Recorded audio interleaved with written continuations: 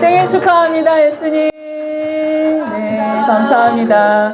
우리 케이크 절단식은 이따가 다가 끝나고 난 다음에 하도록 하겠습니다. 네, 오늘의 설교 제목은 큰 기쁨의 좋은 소식으로 말씀 전하도록 하겠습니다.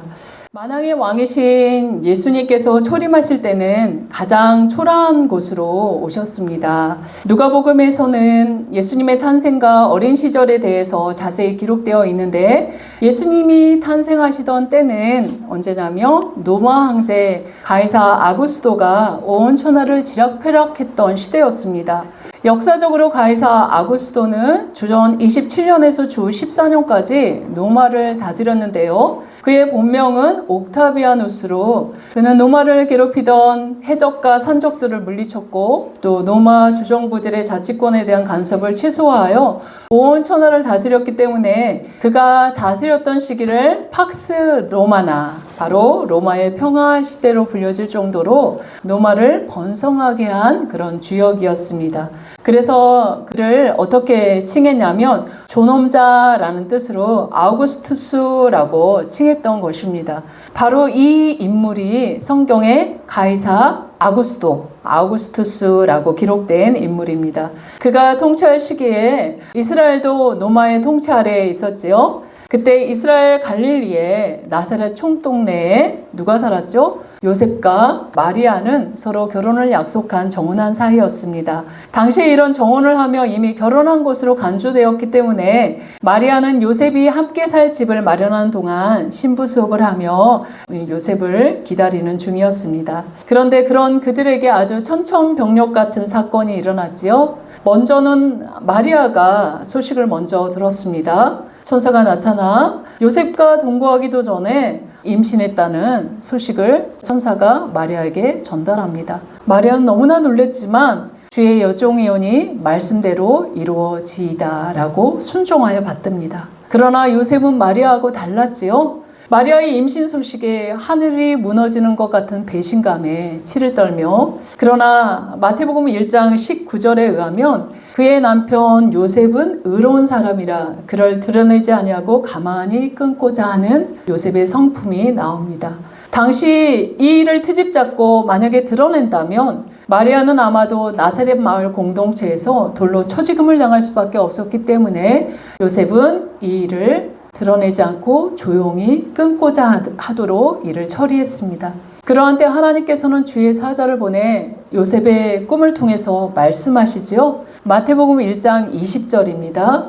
이 일을 생각할 때 주의 사자가 현명하여 이르되 다윗의 자손 요셉아 내 아내 마리아 데려오기를 무서워하지 말라. 그에게 잉태된 자는 성령으로 된 것이라. 네, 마리아 데려오기를 꺼려하는 그에게 마리아는 성령으로 잉태되었다. 남자에게서 잉태된 것이 아니다 라고 이렇게 전하지요. 더불어 마태복음 1장 21절에 이렇게 확증하면서 방점을 찍습니다. 뭐라고 합니까? 같이 한번 읽어봅시다. 아들을 낳으리니 그 이름을 예수라 하라. 이는 그가 자기 백성을 그들의 죄에서 구원할 자이심이라. 네, 이 말씀을 들은 경건한 요셉은 마리아에게 하나의 꼬투리도 잡지 않고 마리아를 데려와 정혼하며 하나님의 말씀에 순종하여 그가 행하실 일들을 조용히 인내하며 기다리는 것들을 볼 수 있습니다. 그 마리아가 만삭이 되었을 즈음에 바로 누가복음 2장 1절에 보면 그때 가이사 아구스토가 영을 내려 천하로 다 호족하라 하였으니 바로 로마 제국 백성들은 모두 다 호족하라는 가이사 아구스토의 명령이 떨어집니다. 이 일은 주기적으로 시행되었는데 각 지역의 인구를 정확히 파악해 군 복무와 세금을 효율적으로 거두려는 데 목적이 있었습니다. 누가복음 2장 2절에 보면 이 호적은 구레뇨가 수리아 총독이 되었을 때 처음 한 것이다 라고 기록되어 있습니다. 로마 제국 당시 이스라엘은 수리아 지역에 속해 있었기 때문에 그 지경을 다스리는 수리아 총독 이름까지 바로 누가는 밝히고 있습니다. 예수님이 태어났을 때 헤롯 대왕은 동방박사들의 말을 듣고 베들레헴 경내에 있는 2살 이하의 어린아이들을 다 죽이라고 명령했는데 역사적으로 헤롯 대왕은 주전 4년경에 죽었기 때문에 예수님은 주전 4년경이나 그 이전에 태어났어야 합니다. 그렇게 이때가 역사적으로 주전 4년경이나 5년경에 한 인구 조사라고 추정할 수 있습니다. 로마 황제 가이사 아구스토의 명령이었으므로 나사렛에 살고 있던 요셉과 마리아도 요셉의 고향인 유다 베들레헴으로 호족 등록하러 가야만 했습니다.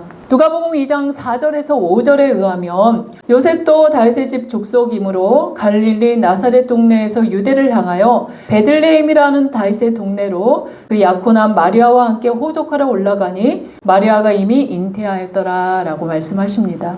황제는 자신의 경제적 번영을 위해서 인구조사를 실시했지만 이것조차도 하나님의 계획을 이루는 수단이 된 것입니다. 바로 미가서 5장 2절에 의하면 베들레헴 에브라다야 너는 유다 족속 중에 작을지라도 이스라엘을 다스릴 자가 내게서 내게로 나올 것이라 그는 그의 근본은 상고에 영혼에 있느니라 라고 미가 선지자를 통해서 하나님은 이미 예언해 주셨지요. 베들레헴에서 그 작은 고을에서 메시아가 태어나게 될 것이다. 그런데 그때가 정확하게 로마 황제 가이사 아구스토의 명령을 하나님께서 사용하셨던 것입니다. 나사렛에서 베들레헴까지 약 150km 이상 되는 먼 거리에 있습니다. 요셉과 정혼한 마리아가 해산이 임박한 상황에서 갈릴리 나사렛 산지에서 또 요단강을 건너 베레아 지역을 걸어서 여리고를 지나 베들레헴 산지까지 올라가는 것은 보통 장정들이 3일길이 걸려서 가는 길이었지만 임신한 이 마리아와 함께 요셉이 걸어오는 여정은 아마도 일주일은 좋게 걸렸을 것 같습니다. 그렇게 임신한 아이 엄마를 데리고 간다면 당시 굳이 따지자면 세금 징수를 위해 호적 등록을 하러 갈 상황이었기 때문에 요셉만 가면 되는 그런 길이었습니다.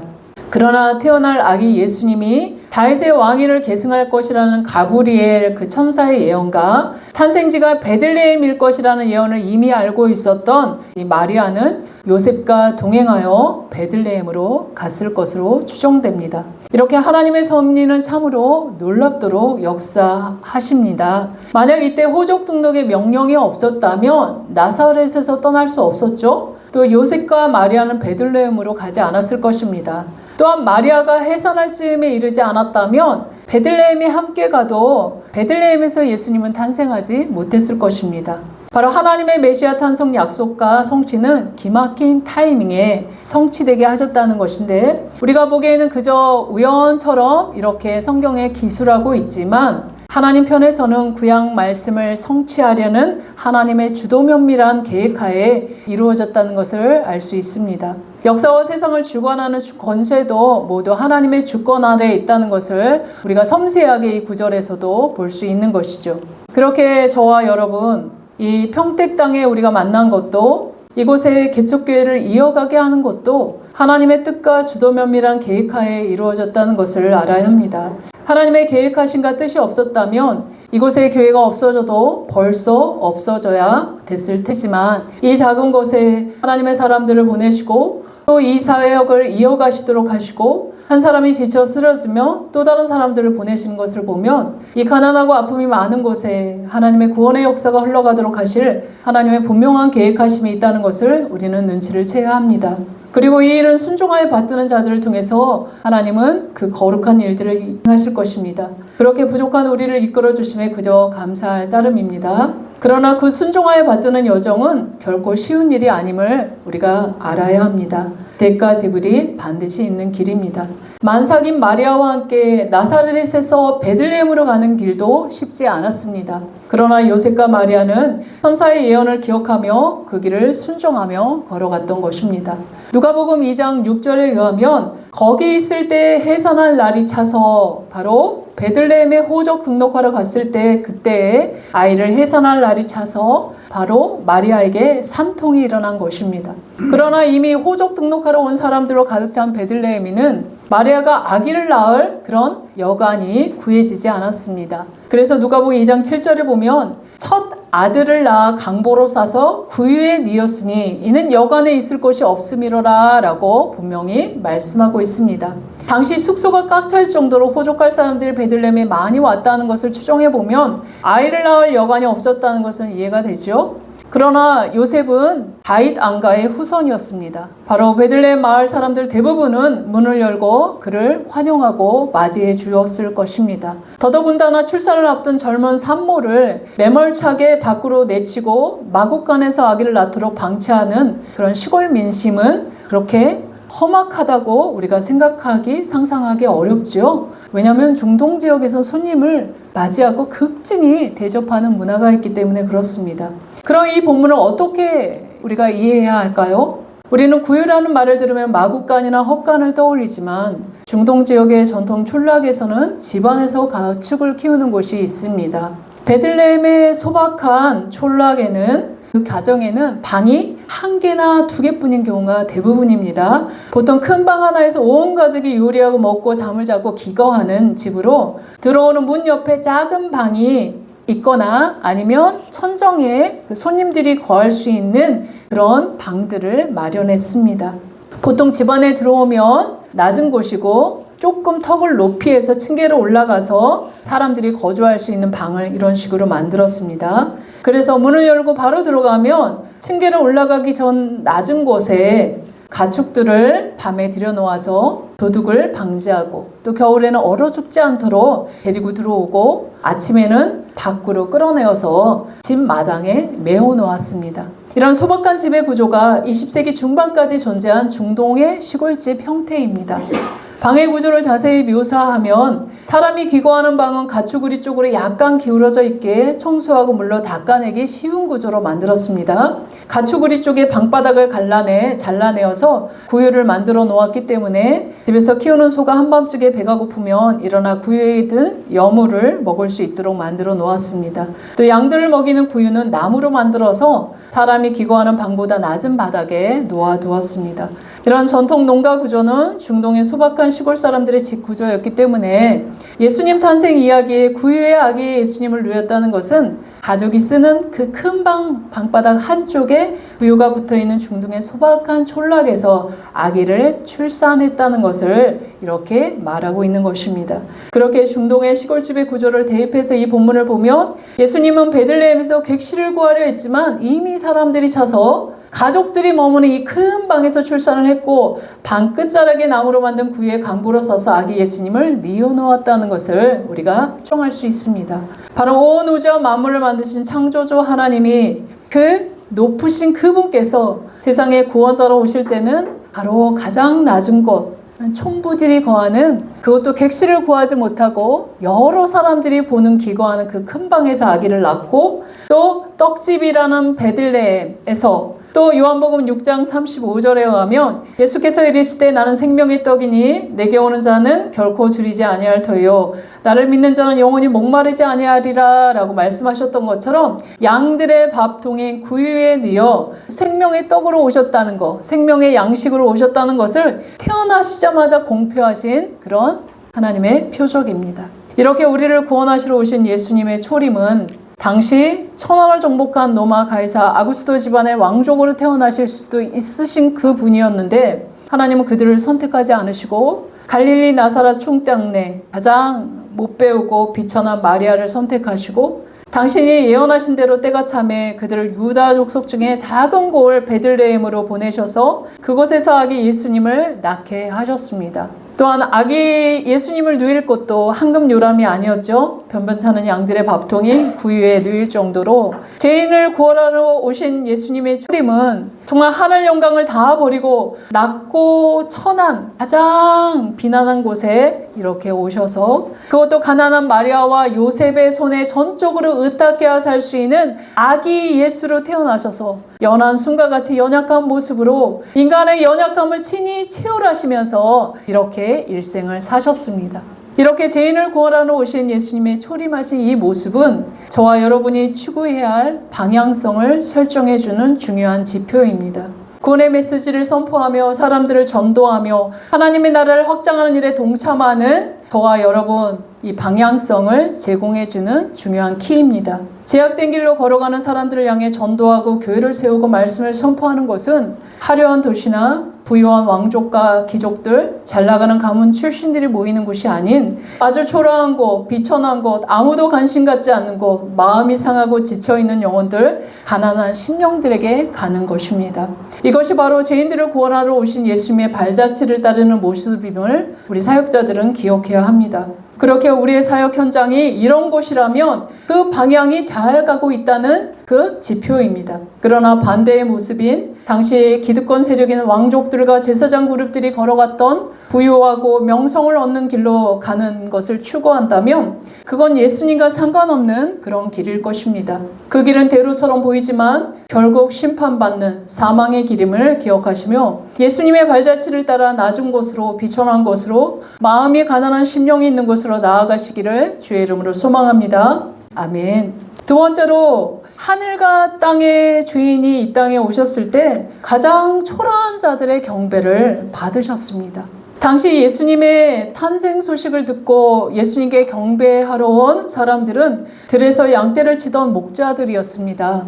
이 목자들은 베들레헴 경내에서 양들을 키웠기에 아마도 예루살렘에서 가장 가까이 양들을 키우는 이 베들레헴 경내의 양들은 유월절 기간 동안에 제물로 쓰게 될 양들을 돌봤을 목자들로 추정됩니다. 천사들의 출현과 찬란한 주의 영광은 바로 어린 양 되신 예수님, 제물로 오신 예수님, 그들을 목양하고 있는 이 목자들에게 나타나서 찬란한 주의 영광을 이렇게 그들에게 드러내신 것입니다. 누가복음 2장 8장 9절에 의하면 그 지역의 목자들이 밤에 밖에서 자기 양떼를 지키더니 주의 사자가 곁에 서고 주의 영광이 그들을 두루 비침에 크게 무서워하는지라 라고 말씀하고 있습니다. 여기서 헬라어 두려워하다라는 것들을 직역하면 큰 공포에 떨었다라는 뜻입니다. 목자들은 주의 영광에 둘러 비침으로 인해 큰 두려움에 떨고 맙니다. 바로 주의 영광 앞에서 모든 사람들이 보이는 정상적인 반응은 바로 두려움입니다. 그래서 하나님을 섬길 때 경외함으로, 두려워하는 마음으로 우리가 나아가는 것입니다. 큰 공포에 떨고 있는 그들을 향하여 천사들은 무서워하지 말라라고 당부하죠. 누가복음 2장 10절에서 11절 보이시면 같이 한번 읽어봅시다. 천사가 이르되 무서워하지 말라. 보라, 내가 온 백성에게 미칠 큰 기쁨의 좋은 소식을 너희에게 전하노라. 오늘 다윗의 동네에 너희를 위하여 구주가 나셨으니 곧 그리스도 주시니라. 바로 천사들이 너희를 위하여 구주가 나셨다는 큰 기쁨의 좋은 소식을 알려주러 왔다는, 그래서 두려워하지 말라라고 말씀하시죠. 이 큰 기쁨의 좋은 소식을 제일 먼저 누구에게 알려주어야 할까요? 대표성을 가진 왕족들, 제사장들, 서기관들, 레위인들에게 먼저 알렸어야 함에도 하나님은 밤중에 이슬을 맞으며 추위와 싸우는 목자들에게 알렸다는 것입니다. 왜냐하면 1세기 당시 랍비 문헌에 의하면 당시 사람들이 배척하는 직업군들이 있었는데 그 목록에 목자들이 등장합니다. 그래서 당시 목자들은 그 사이에서 가장 비천하고 배우지 못하고 냄새나고 도둑질 잘하는 부정하다고 꼬리뼈까지 붙어졌던 사람들이었습니다. 그런 그들에게 구세주 탄생 소식을 제일 먼저 전해주었던 것입니다. 천사들은 목자들에게 아기 예수를 찾아가라고 말하지요. 바로 목자들이 생각하기에 그 아기가 메시아라면 어떻게 자기들처럼 비천한 신분이 그분을 아련할 수 있는지 고민했을 것입니다. 그러나 천사들은 그들에게 뭐라고 얘기합니까? 누가복음 2장 12절입니다. 같이 한번 읽어봅시다. 너희가 가서 강보에 쌓여 구유에 누워있는 아기를 보리니 이것이 너희에게 표적이니라 하더라. 표적이 뭐라고요? 목자들이 메시아이신 아기를 발견할 곳은 의리의리한 총독의 간저나 부유한 집의 침실이 아니라 목자들이 사는 것처럼 평범한 농가에 부유에 누워 계신다는 것. 이게 바로 그들이 받은 표적이었습니다. 세상은 재물, 지위, 지식, 명예 등으로 사람을 차별하고 심지어 큰 교회, 대형 교회, 작은 교회로 이렇게 교회도 구분하는 이때에 교회 안에서도 잘 살고 명예가 있고 좀 사회에 명망 있는 사람들이 목소리가 크게 들리지요. 그러나 우리 주님은 마음이 교만한 자를 대적하시고 겸손한 자들을 찾아가십니다. 바로 기쁨의 좋은 소식, 복음의 그 좋은 소식은 세상의 유력한 자들과 종교 지도자들에게 주어진 소식이 아니었습니다. 평범하고 비천한 사람들에게 먼저 들려진 기쁨의 좋은 소식이라는 것이 성경에 이렇게 증언하고 있습니다. 왜요? 왕들과 제사장들, 당시 율법을 연구하는 이 학자들은 예수님이 유대 땅 베들레헴에서 태어나실 거 이미 알았습니다. 당시 헤롯 왕과 성경을 전문적으로 연구했던 서기관과 동방 박사들을 통해 이미 메시아 탄생의 소식을 접했습니다. 주님을 경배하러 이 동방 박사들과 함께 그 메시아를 찾아 나서지 않으셨습니다. 오히려 헤롯 왕은 예수님을 찾았다고 동방 박사들이 알려주면 찾아가 조용히 메시아를 죽이려고 계획하고 있었습니다. 그러나 뜻대로 되지 않았지요? 그랬더니 베들레헴 경내의 2살리의 모든 남아들을 다 죽여버렸습니다. 구약에 능통한 제사장 그룹이 예루살렘에 차고 넘쳤고 또 어떤 이들은 선지자를 통해 외쳤던 메시아의 오심의 예언을 다 알고 있었음에도 오래도록 메시아가 올 거야 라고 기다리는 사람들도 있었지만 그들은 소림하신 예수님에게는 관심이 1도 없었습니다. 오히려 당시 천한 직업을 가진 자들, 천시받았던 목자들이 구유에 누이신 아기 예수께 처음으로 가서 경배 드렸습니다. 또한 유대인들이 그토록 경멸했던 이방인인 이 동방의 별을 연구하는 그 박사들이 예루살렘에 찾아와서 아기 예수님께 함금과 유황과 모략을 드리며 왕이신 하늘과 땅 온 우주와 만물의 왕이신 예수님께 경배하며 돌아갔습니다. 만약 당시 헤롯과 제사장들, 서기관, 종교인들에게 그 작은 구유에 누이신 그 예수님을 천사가 먼저 가서 전해줬다면 아마 그 밤에 예수님은 사라지셨을 것입니다. 그리고 천사들을 붙잡아서 가짜뉴스 유포자라고 기소당했을 것입니다. 그렇게 천사들이 가장 비천한 목자들에게 찾아간 것입니다. 천사와 함께 천군의 큰 무리가 하나님을 찬양하는 소리를 목자들은 목도했습니다. 누가복음 2장 13절 14절 같이 한번 읽어봅시다. 호련히 수많은 천군이 그 천사와 함께 하나님을 찬송하여 이르되 지극히 높은 곳에서는 하나님께 영광이요 땅에서는 하나님이 기뻐하신 사람들 중에 평화로다 하니라. 천군과 천사의 찬양 내용 중 지극히 높은 곳 그리고 땅, 하나님과 사람, 영광, 평화, 이게 짝을 이루어서 인간을 구원하시기 위해서 오신 구원자 그리스도께서 태어나신 것은 하나님께는 영광이고 사람들에게는 평화를 가져오는 일대 변혁의 사건이다 라고 천사들은 선언하고 있지요. 여기서 히브리적인 개념으로 평화, 즉 샬롬은 마음에 임하면 평안이, 또 인간관계에 임하면 화평이, 사회에 임하면 평화가 된다는 뜻입니다. 바로 하나님의 평화는 하나님이 늘 함께 계심으로 말미암아 전쟁의 위협으로부터서 안전하고 수치와 노략거리가 되지 않고 안식하며 풍요로운 삶을 살며 하나님의 자녀임을 만민이 다 알아 부러워하는 온전히 충족된 상태가 바로 우리가 꿈꾸는 샬롬, 평화입니다. 이러한 평화의 상태, 온전히 충족된 평강을 주시기 위해 오신 분이 바로 예수 그리스도이십니다. 여기서 천사의 선포를 보면 먼저는 하나님께 영광을 선언한 후 사람에게는 평화라고 말하죠. 이것은 바로 인간의 평화는 하나님께 영광을 돌리는 이 본의 이 사람의 존재의 목적을 회복할 때 진정으로 우리에게 샬롬이 임하기 때문에 이렇게 말해주고 있습니다. 바로 구세주에 탄생한 하나님께 영광이요 사람에게는 샬롬입니다. 괴로워하고 방황하는 우리 각 사람에게 오셔서 눈물과 한숨, 탄식과 절망의 한가운데서 우리와 함께 하시고 친히 체휼하시고 우리의 마음을 닦아주시고 교제함으로써 평안과 화평과 평강을 누리게 하십니다. 지금은 만유보다 크신 하나님의 영인 성령님이 우리 안에 내주하시고 임재하심으로 우리의 환경이 어떠하든지 간에 그 환경을 뛰어넘어서 범사에 우리는 하나님의 말씀에 의존하여 우리가 평강을 누리며 평안한 일생을 살아갈 수 있도록 이렇게 인도해 주신 것이 바로 예수님의 초림하신 그 사건 때문에 이런 일들이 이루어진 것입니다. 그러므로 저와 여러분도 목자들처럼 비천하고 가난하고 낮은 자, 겸손한 자의 모습인지 한번 살펴봐야 할 것입니다. 아니면 당시 왕족들이나 제사장들과 율법 학자들처럼 나 복음 알아. 나 예수님이 어떻게 오셨는지도 알아. 나 예수님이 재림하실 것도 알아. 그러하면서 재림의 시기에는 이러이러한 현상들이 일어나거든 하면서 모든 것들을 다 아는 것처럼 생각하지만 예수님의 초림 때나 예수님의 재림 때나 여전히 안다고 예수님의 초림과 재림을 맞이하는 것은 아닙니다. 비천하고 가난하지만 말씀하시면 그대로 순종하는 사람들을 통해서 이 복음의 기쁜 좋은 소식은 전달되는 것입니다. 마리아의 순종을 통해서 주의 여종이오니 주의 말씀대로 이루어지이다. 돌 맞아 죽을 각오를 하고 순종하여 받들었습니다. 요셉의 순종을 통해서 주님은 이 땅에 초림하셨고 목자들의 순종을 통해서 동방 박사들의 순종을 통해서 주님은 경배 받으셨습니다. 그리고 그들을 통해 복음의 기쁜 좋은 소식이 온 땅에 전해졌습니다.